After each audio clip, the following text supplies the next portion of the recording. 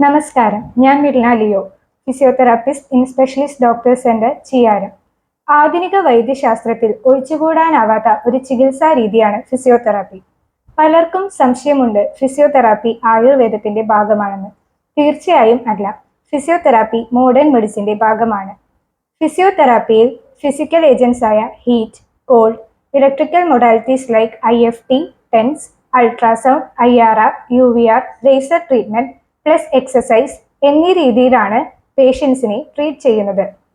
വൈദ്യശാസ്ത്രത്തിലെ വിവിധ മേഖലകളിൽ ഫിസിയോതെറാപ്പിക്ക് വിഭിന്നങ്ങളായ പങ്കുണ്ട്.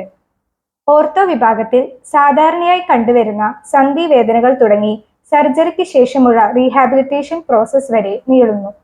ന്യൂറോ വിഭാഗത്തിൽ head injury, spinal cord injury, stroke എന്നിവയ്ക്ക് ശേഷമുള്ള റീഹാബിലിറ്റേഷനിലൂടെ ഒരു വ്യക്തിയെ തന്റെ നോർമൽ ലൈഫിലോട്ട് തിരിച്ചുകൊണ്ടുവരുന്നു. പൾമണോളജി വിഭാഗത്തിൽ ശ്വാസകോശത്തിന്റെ കപ്പാസിറ്റി കൂട്ടുന്ന ബ്രീത്തിങ് എക്സസൈസുകളും, യൂറോളജി വിഭാഗത്തിൽ ബ്ലാഡർ സംബന്ധമായ രോഗങ്ങൾക്കുള്ള കീഗൽ എക്സസൈസുകളും ബ്ലാഡർ റീഹാബിലിറ്റേഷനും ഫിസിയോതെറാപ്പിയിൽ ഉൾപ്പെടുന്നു. ഫിസിയോതെറാപ്പി ഒരു വൺ ടൈം കൺസൾട്ടേഷൻ കൊണ്ട് അവസാനിക്കുന്നതല്ല, ഒരു ലോങ് ടേം മാനേജ്മെന്റ് ആണ്. ശരിയായ ഫോളോ അപ്പിലൂടെ നമുക്ക് രോഗത്തിൽ നിന്ന് മുക്തി നേടാം. Thank you.